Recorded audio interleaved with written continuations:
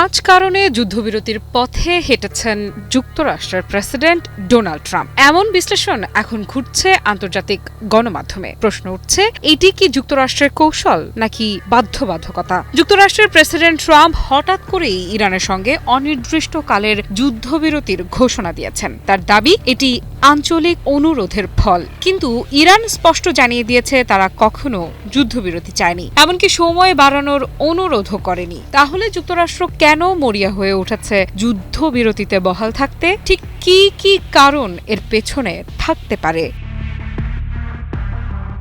ইরানের আধা সরকারি সংবাদ মাধ্যম তাসনিম নিউজ এজেন্সি তাদের প্রতিবেদনে বিশ্লেষণ করেছে, একটি দুটি নয়, মোট 5টি কারণে যুক্তরাষ্ট্র মধ্যপ্রাচ্য থেকে লেজ গুটিয়ে পালিয়েছে। প্রথম কারণ, এই যুদ্ধ থেকে কাঙ্ক্ষিত কিছুই পায়নি যুক্তরাষ্ট্র। বিশ্লেষকদের মতে, দীর্ঘ সময় ধরে নানা কৌশল প্রয়োগ করেও পরিস্থিতি নিজেদের পক্ষে আনতে পারেননি ট্রাম্প। তাই যুদ্ধ চালিয়ে যাওয়ার চেয়ে সরে আসাকেই তিনি কম ঝুঁকির পথ হিসেবে দেখছেন। দ্বিতীয় কারণ, এটি হতে পারে একটি কৌশলী প্রতারণা। যুদ্ধবিরতির ঘোষণা দিয়ে সাময়িকভাবে চাপ কমানো, তারপর হঠাৎ করেই নতুন করে আঘাত হানা, এমন আশঙ্কা উড়িয়ে দিচ্ছে না কেউই। বিশেষ করে আঞ্চলিক মিত্রদের মাধ্যমে পরোক্ষ হামলার সম্ভাবনাও নজরে রাখছে ইরান। তৃতীয় কারণ, প্রক্সি যুদ্ধের আশঙ্কা। যুক্তরাষ্ট্র সরাসরি পিছু হটলেও ইসরায়েলের মাধ্যমে সংঘাত চালিয়ে যাওয়ার পথ খোলা রাখতে পারে। লেবানন বা অন্যান্য ফ্রন্টে উত্তেজনা জিইয়ে রেখে চাপ ধরে রাখার কৌশলও হতে পারে এটি। চতুর্থ কারণ, নৌ অবরোধ। যুদ্ধবিরতি থাকলেও ইরানের বিরুদ্ধে সমুদ্রপথে অবরোধ এখনো বহাল, আর এই অবরোধ মানেই কার্যত সংঘাতের ধারাবাহিকতা। ইরান ইতোমধ্যেই ইঙ্গিত দিয়েছে এই অবস্থা চলতে থাকলে তারা হরমুজ প্রণালী খুলবে না, প্রয়োজনে শক্তি প্রয়োগ করবে। পঞ্চম এবং সবচেয়ে গুরুত্বপূর্ণ কারণ, যুদ্ধের ছায়া ধরে রাখা। বিশ্লেষকদের মতে, যুক্তরাষ্ট্র সরাসরি যুদ্ধ না করেও ইরানের অর্থনীতি ও রাজনীতিকে অস্থির রাখতে চায়। অনিশ্চয়তার এই চাপই হতে পারে তাদের সবচেয়ে বড় অস্ত্র। তবে এখানেই জটিলতা, কারণ হরমুজ প্রণালীর ওপর ইরানের নিয়ন্ত্রণ এখন আগের চেয়ে অনেক বেশি দৃশ্যমান। এই রুট বন্ধ হয়ে গেলে বৈশ্বিক জ্বালানি বাজারে বড় ধাক্কা লাগতে পারে, যার প্রভাব পড়বে পুরো বিশ্বে। সব মিলে এই যুদ্ধবিরতি কি সত্যি শান্তির ইঙ্গিত, নাকি এটি নতুন কৌশলের শুরু মাত্র? ইরান যুদ্ধ যেন রীতিমতো বিশ্ব পরাশক্তিগুলোর শক্তি, কৌশল এবং সর্বাধুনিক প্রযুক্তি প্রদর্শনের মঞ্চে পরিণত হয়েছে। মধ্যপ্রাচ্যের সাম্প্রতিক যুদ্ধে সব ধরনের সহযোগিতা দিয়ে ইরানের পাশে থেকে শক্তি জুগিয়েছে বন্ধুরাষ্ট্র চীন ও রাশিয়া। চীন ও রাশিয়া সহায়তায় যুক্তরাষ্ট্রের মতো শক্তির বিরুদ্ধেও অপ্রতিরোধ্য হয়ে উঠেছে ইরান। দীর্ঘ 40 দিনের এক রক্তক্ষয়ী ও ধ্বংসাত্মক সংঘাতের পর এক প্রকার বাধ্য হয়েই যুদ্ধবিরতির পথে হাঁটে রণক্লান্ত যুক্তরাষ্ট্র। 2 দফায় যুদ্ধবিরতির মেয়াদও বাড়ান মার্কিন প্রেসিডেন্ট ডোনাল্ড ট্রাম্প। এদিকে খবর বেরিয়েছে, অস্ত্রের মজুতে টান পড়াতেই যুদ্ধবিরতির মেয়াদ বাড়িয়েই চলেছেন মার্কিন প্রেসিডেন্ট। তবে কি চীন রাশিয়ার যৌথ কৌশলে দুর্বল হয়ে পড়েছে যুক্তরাষ্ট্র? গত 28 ফেব্রুয়ারি যুক্তরাষ্ট্র ও ইসরায়েল যৌথভাবে ইরানে আচমকা সামরিক আগ্রাসন চালালে শুরু হয় এক দীর্ঘ সংঘাত। এরপর বাকিটুকু ইতিহাস। মার্কিন ইসরায়েলি যৌথ হামলায় ইরানের অবকাঠামোগত ক্ষয়ক্ষতি সহ শীর্ষ নেতৃত্বের বেশ কয়েকজন নিহত হন। কিন্তু এর বিপরীতে যুক্তরাষ্ট্র ও ইসরায়েলের বিভিন্ন লক্ষ্যবস্তুতে ইরানের নজিরবিহীন হামলা পুরো যুদ্ধের আবহকেই একেবারে 360 ডিগ্রি ঘুরিয়ে দেয়। বিভিন্ন খবরে উঠে আসে, চীন রাশিয়ার সহায়তায় যুদ্ধক্ষেত্রে এই অসাধ্য সাধন করতে সক্ষম হয় ইরান। যুক্তরাষ্ট্র ও ইসরায়েলের বিরুদ্ধে যুদ্ধে ইরানকে উন্নত স্যাটেলাইট এবং আনজেমেবল প্রযুক্তি সহায়তা দেয় চীন। এর মাধ্যমে শত্রুর অবস্থান, আধুনিক যুদ্ধবিমান সহ বিভিন্ন সামরিক স্থাপনা সম্পর্কে নিখুঁত তথ্য পায় ইরান। অন্যদিকে ইরানের ড্রোন ও ক্ষেপণাস্ত্রে আনজেমেবল প্রযুক্তি ইন্টিগ্রেট করার কারণে শত্রুর লক্ষ্যবস্তুতে নির্ভুল হামলা চালাতে সক্ষম হয় ইরান। এছাড়াও যুদ্ধক্ষেত্রে রাশিয়ার গোয়েন্দা সহায়তার কথাও কারও অজানা থাকার কথা না। যুদ্ধ চলাকালীন মধ্যপ্রাচ্যে অবস্থানরত মার্কিন যুদ্ধজাহাজ এবং যুদ্ধবিমানের সুনির্দিষ্ট অবস্থান, সেনা উপস্থিতি ও কৌশলগত স্থাপনা সম্পর্কে ইরানকে গুরুত্বপূর্ণ তথ্য সরবরাহ করে পুতিনের দেশ রাশিয়া। রাশিয়ার এই গোয়েন্দা তথ্য যুদ্ধে ইরানকে একটা বিশেষ সুবিধা প্রদান করে। আধুনিক যুদ্ধে শক্তিশালী ও আধুনিক অস্ত্রের চাইতেও যে বিষয়টি সবচেয়ে গুরুত্বপূর্ণ তা হলো শত্রু ঠিক কোথায় আছে তা জানা। আর মধ্যপ্রাচ্যের যুদ্ধে ইরানকে এই তথ্য দিয়ে সহায়তা করেছে চীন ও রাশিয়া। পাশাপাশি উন্নত প্রযুক্তি ও অস্ত্র সহায়তা ইরানকে করে তুলেছিল অপ্রতিদ্বন্দ্বী। টানা ৪০ দিন যুদ্ধ শেষে ২ সপ্তাহের যুদ্ধবিরতিতে যেতে সম্মত হয় ইরান যুক্তরাষ্ট্র উভয় পক্ষই। ২ সপ্তাহের যুদ্ধবিরতিও শেষ হতে না হতেই নতুন করে আবারও যুদ্ধবিরতি ঘোষণা করেন মার্কিন প্রেসিডেন্ট ডোনাল্ড ট্রাম্প। এবার আর কোনো সময়ের রেখাই টানলেন না মার্কিন প্রেসিডেন্ট, একেবারে অনির্দিষ্ট কালের জন্যই যুদ্ধবিরতি ঘোষণা করেন তিনি। ট্রাম্প বুঝে গেছেন যে ইরানের বিরুদ্ধে দীর্ঘমেয়াদে যুদ্ধ করে যুক্তরাষ্ট্রের আসলে ক্ষতি ছাড়া আর কোনো লাভের সুযোগ নেই। অপরদিকে খবর বেরিয়েছে যে ইরানের বিরুদ্ধে যুদ্ধ করে অস্ত্রের মজুতে টান পড়েছে মার্কিন যুক্তরাষ্ট্রের। নিখুঁত লক্ষ্যভেদী টমাহক মিসাইল থেকে শুরু করে অত্যাধুনিক ও ব্যাপক ব্যয়বহুল ইন্টারসেপ্টর মিসাইলের বড় মজুত প্রায় শেষ করে ফেলেছে যুক্তরাষ্ট্র। এতে করে ইরানের চেয়ে অধিক শক্তিশালী প্রতিপক্ষ বিশেষ করে চীন ও রাশিয়ার হুমকি মোকাবিলায় যুক্তরাষ্ট্র এখন অনেকটাই দুর্বল হয়ে পড়েছে। বিশ্লেষকদের মতে ইরান যুক্তরাষ্ট্র সাম্প্রতিক যুদ্ধে ইরানকে চীন রাশিয়ার কৌশলগত সমর্থন যুক্তরাষ্ট্রকে ব্যাপকভাবে দুর্বল করে দিয়েছে। যুক্তরাষ্ট্র এখন অর্থনৈতিক, সামরিক ও রাজনৈতিকভাবে বিপর্যস্ত অবস্থায় রয়েছে। বিপরীতে সাময়িকভাবে ক্ষতিগ্রস্ত হলেও দীর্ঘমেয়াদে সক্ষমতা বৃদ্ধি সহ কৌশলগতভাবে লাভবান হয়েছে ইরান, যা দেশটিকে দীর্ঘমেয়াদে কৌশলগত সুবিধা প্রদান করবে বলে মত বিশেষজ্ঞদের।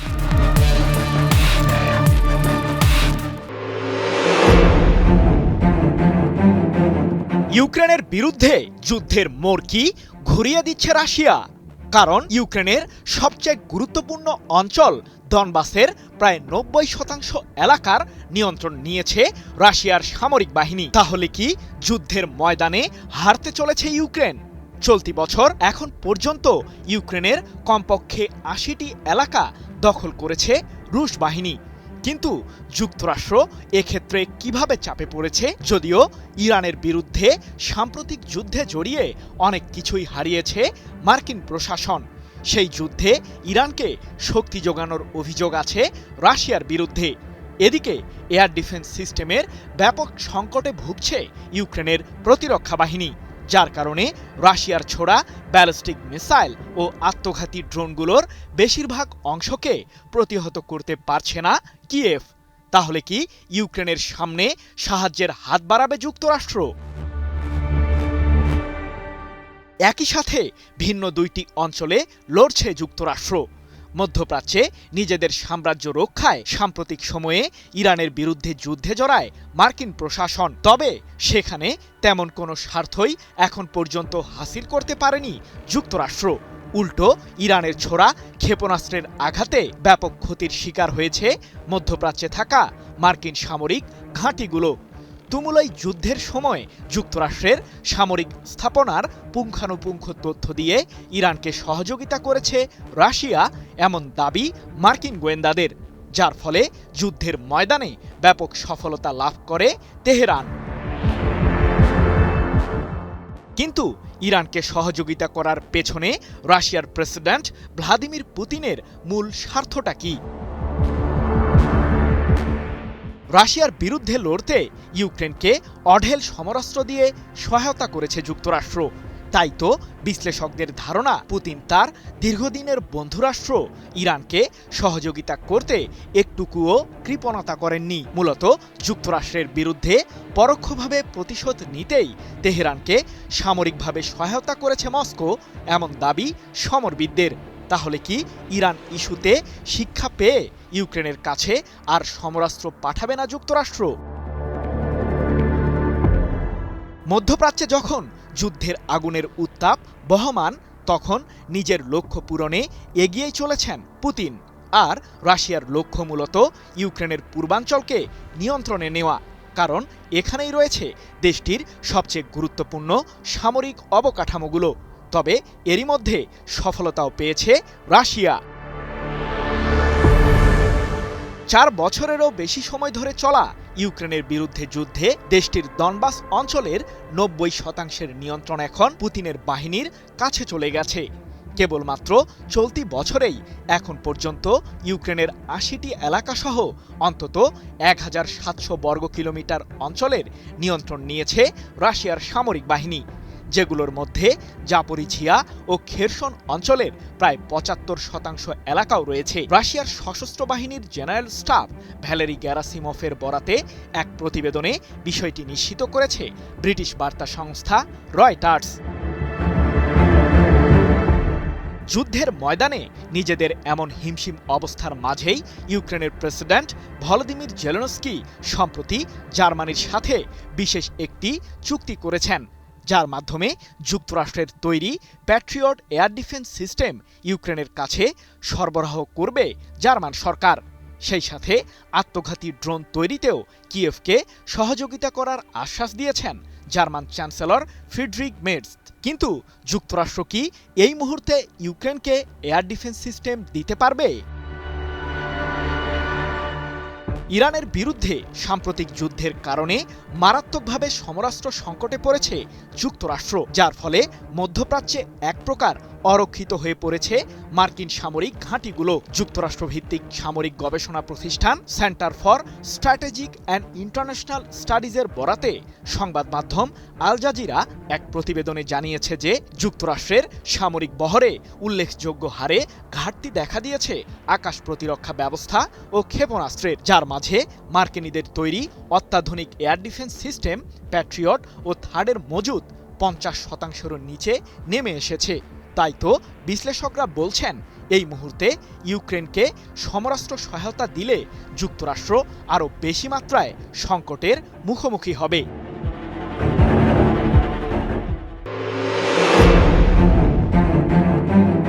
মধ্যপ্রাচ্য জুড়ে যত অশান্তি তার মূলে রয়েছে একটি নাম, পারমাণবিক বোমা। ইরানের হাতে রয়েছে ৬০% পর্যন্ত সমৃদ্ধ ইউরেনিয়াম, যা পারমাণবিক বোমা তৈরি করার মানের খুব কাছাকাছি। পারমাণবিক বোমা তৈরির জন্য সাধারণত ৯০% বা তার বেশি সমৃদ্ধ ইউরেনিয়ামের প্রয়োজন হয়। ৬০% সমৃদ্ধকরণ ৯০-এর খুবই কাছাকাছি, এবং এটি বেসামরিক বা সাধারণ পারমাণবিক শক্তির প্রয়োজনের চেয়ে অনেক বেশি। ৬০% থেকে ৯০% সমৃদ্ধ করতে খুব কম সময় লাগে। তাই বিশেষজ্ঞরা মনে করেন ইরান চাইলে খুব দ্রুত সময়েই পারমাণবিক বোমা তৈরির সক্ষমতা অর্জন করতে পারে। যদিও ইরান বরাবরই দাবি করে আসছে যে তাদের পরমাণু কর্মসূচি শান্তিপূর্ণ উদ্দেশ্যে, কিন্তু সে কথা মোটেও বিশ্বাস করেনি মার্কিন যুক্তরাষ্ট্র। ফলাফল, গত বছরের জুনে ইরানের পারমাণবিক কেন্দ্রে সরাসরি বোমাবর্ষণ এবং সাম্প্রতিক যুদ্ধ।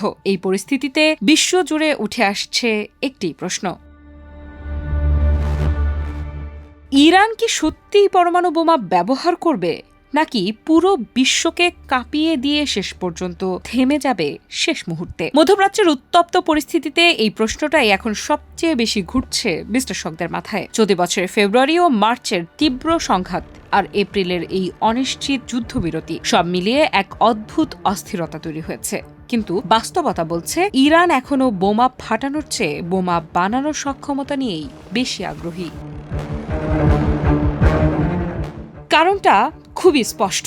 পারমাণবিক অস্ত্র কোনো সাধারণ যুদ্ধের অস্ত্র নয়, এটি মূলত একটি রাজনৈতিক অস্ত্র। একবার ব্যবহার করা মানেই যুদ্ধ নয়, বরং নিজের অস্তিত্বকেই ঝুঁকির মধ্যে ফেলে দেয়া। ইরান খুব ভালো করেই জানে তারা যদি একটি পারমাণবিক হামলা চালায় তাহলে পাল্টা আঘাত আসবে বহুগুণ বেশি শক্তিশালীভাবে। বিশেষ করে ইসরায়েল এবং যুক্তরাষ্ট্রের মতো শক্তির বিরুদ্ধে এমন পদক্ষেপ নেয়া মানে সরাসরি নিজেদের ধ্বংস ডেকে আনা। সামরিক কৌশলের ভাষায় যাকে বলা হয় পারস্পরিক নিশ্চিত বিনাশ। একবার সেই পথ ধরলে আর ফেরার সুযোগ থাকে না। তাহলে প্রশ্ন আসে, ইরান কেন এত ঝুঁকি নিয়েও পারমাণবিক সক্ষমতার দিকে এগোচ্ছে? উত্তরটা এক শব্দে: প্রতিরোধ। ইরান চায় না তারা ইরাক বা লিবিয়ার মতো পরিণতির মুখোমুখি হোক। ইতিহাস তাদের শিখিয়েছে দুর্বলতা দেখালে আঘাত আসবেই। তাই তারা এমন একটি অবস্থানে পৌঁছাতে চায় যেখানে শত্রুপক্ষ আক্রমণের আগে অন্তত 10 বার ভাববে। অর্থাৎ এই বোমা ব্যবহারের জন্য নয়, বরং দেখানোর জন্য। এক ধরনের নীরব হুমকি, যা যুদ্ধ ঠেকাতেও ব্যবহার করা যায়। তবে এখানেই শেষ নয়। অনেকেই মনে করছেন ইরানের নেতৃত্ব পরিবর্তন এলে পরিস্থিতি আরও অনিশ্চিত হয়ে উঠতে পারে, কিন্তু বাস্তব চিত্র বলছে ভিন্ন কথা। দেশের ভেতরে অর্থনৈতিক চাপ, রাজনৈতিক অস্থিরতা সব মিলিয়ে ইরান এমন এক অবস্থায় আছে যেখানে বড় ধরনের যুদ্ধ তাদের জন্য আত্মঘাতী সিদ্ধান্ত হতে পারে। একটি পারমাণবিক যুদ্ধ মানেই শুধু সামরিক সংঘর্ষ নয়, এটি একটি দেশের সম্পূর্ণ ধ্বংসের সূচনা। কি বুঝলেন ভাই? অনলি জেডাই চাই। তাই বিশ্লেষকেরা বলছেন ইরান শেষ পর্যন্ত এই অস্ত্রকে ব্যবহার করবে না, বরং ব্যবহারের ভয়টাই কাজে লাগাবে। কূটনৈতিক দর কষাকষিতে এটি তাদের সবচেয়ে বড় হাতিয়ার হয়ে উঠছে। আর এই কারণেই বর্তমান যুদ্ধবিরতিও শুধু শান্তির জন্য নয়, বরং সময় নেওয়ার একটি কৌশল হতে পারে।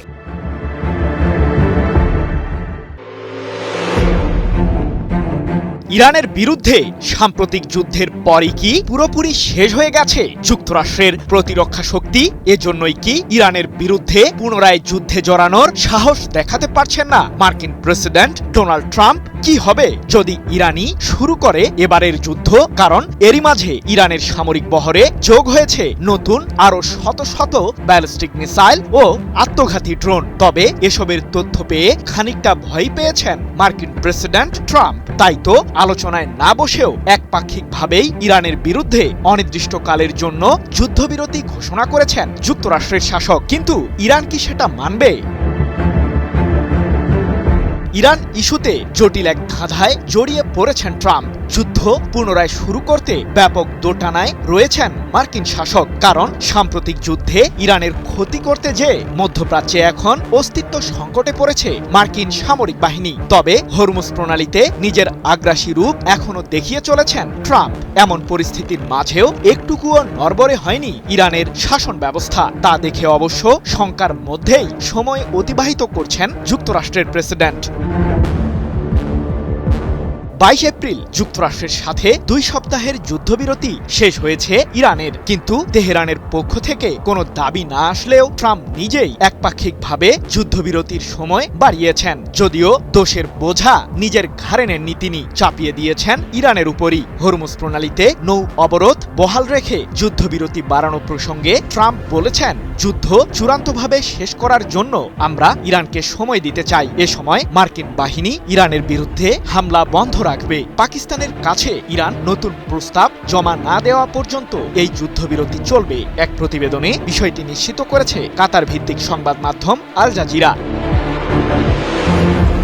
ট্রাম্প তার একপাক্ষিক যুদ্ধবিরতির ঘোষণায় অটল থাকলেও সে বিষয়টিকে ইরান স্বীকৃতি দেবে কিনা তা নিয়ে শুরু হয়েছে নতুন সংকট। যুক্তরাষ্ট্রের একতরফা যুদ্ধবিরতির ঘোষণাকে স্বীকৃতি দেওয়ার কোনো ইচ্ছা নেই ইরানের, এমনটি জানিয়ে রাশিয়ার রাষ্ট্রীয় সংবাদ মাধ্যম তাস 22 এপ্রিল এক প্রতিবেদনে দাবি করেছে যে ট্রাম্পের যুদ্ধবিরতির শর্ত না মানার পূর্ণ অধিকার রয়েছে ইরানের। জাতীয় স্বার্থ বজায় রেখে কাজ করবে ইরান।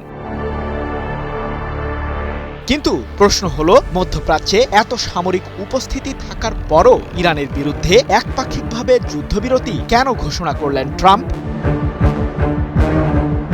ইরানের বিরুদ্ধে সাম্প্রতিক যুদ্ধের কারণে মারাত্মকভাবে সমরাস্ত্রের মজুদ কমেছে যুক্তরাষ্ট্রের, যার ফলে মধ্যপ্রাচ্যে এক প্রকার অরক্ষিত হয়ে পড়েছে মার্কিন সামরিক ঘাঁটিগুলো। যুক্তরাষ্ট্র ভিত্তিক সামরিক গবেষণা প্রতিষ্ঠান centre for strategic and international স্টাডিজের বরাতে সংবাদ মাধ্যম আল জাজিরা পৃথক এক প্রতিবেদনে জানিয়েছে যে যুক্তরাষ্ট্রের সামরিক বহরে উল্লেখযোগ্য হারে ঘাটতি দেখা দিয়েছে আকাশ প্রতিরক্ষা ব্যবস্থা ও ক্ষেপণাস্ত্রের, যার মাঝে মার্কিনীদের তৈরি অত্যাধুনিক এয়ার ডিফেন্স সিস্টেম প্যাট্রিয়ট ও থার্ডের মজুদ 50%-এরও নিচে নেমে এসেছে। তবে এদিক থেকে ইরানের প্রতিরক্ষা ব্যবস্থা কোন পর্যায়ে রয়েছে? ট্রাম্পের হুমকি ইরানের কাছে যেন একটি পানসে বিষয় হয়ে দাঁড়িয়েছে। এমনকি যুক্তরাষ্ট্রের শাসকের এসব হুমকির মধ্যেই ইরান সেরেছে নতুন মিসাইল তৈরির কাজ। সাময়িক এই যুদ্ধবিরতির মাঝে ইরানের সর্বোচ্চ প্রতিরক্ষা বাহিনী IRGC তৈরি করে ফেলেছে নতুন শত শত ব্যালিস্টিক মিসাইল ও আত্মঘাতী ড্রোন। JBS holdings limited.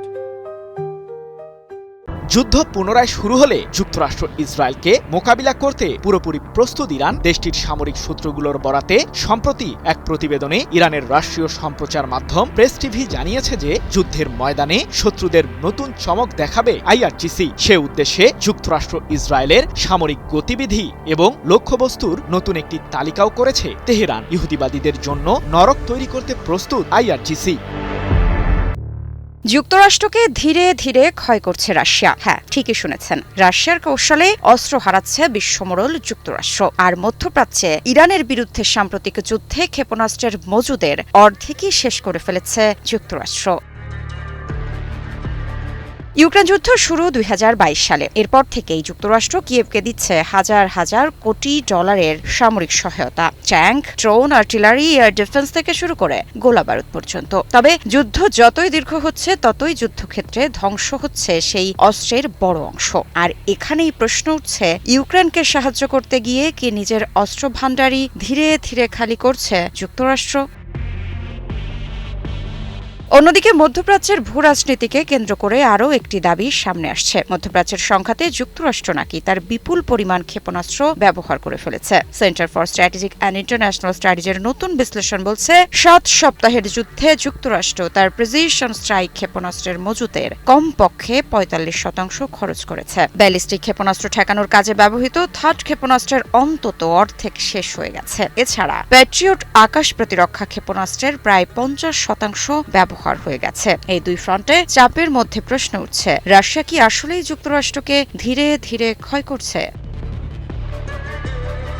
এই দাবিগুলোর কিছু অংশে বাস্তবতা আছে, কিন্তু অনেক অংশই অতিরঞ্জিত বা যাচাইযোগ্য নয়। বিভিন্ন সরকারি ও গবেষণা সূত্র, যেমন ইউএস ডিপার্টমেন্ট অব ডিফেন্স ও কংগ্রেশনাল রিসার্চ সার্ভিস রিপোর্ট অনুযায়ী, ইউক্রেনের জন্য 2022 থেকে এখন পর্যন্ত যুক্তরাষ্ট্রের মোট সহায়তা প্রতিশ্রুতি $200 বিলিয়ন কাছাকাছি। সামরিক, অর্থনৈতিক, মানবিক মিলিয়ে শুধুমাত্র সামরিক নিরাপত্তা সহায়তা প্রায় $60 থেকে $70 বিলিয়ন মধ্যে ঘোরাফেরা করছে। এতে অন্তর্ভুক্ত আছে Patriot system, হিমার্স rocket system, Abrams tank, হাজার হাজার গোলাবারুদ ও ড্রোন। তবে গুরুত্বপূর্ণ বিষয় হলো, এই অস্ত্রের বড় অংশ সরাসরি একেবারেই ধ্বংস হয়ে যাচ্ছে এমন নয়। অনেক অস্ত্র দীর্ঘমেয়াদে ব্যবহারযোগ্য এবং যুদ্ধের গতিবিধি অনুযায়ী রোটেশন দেওয়া হয়।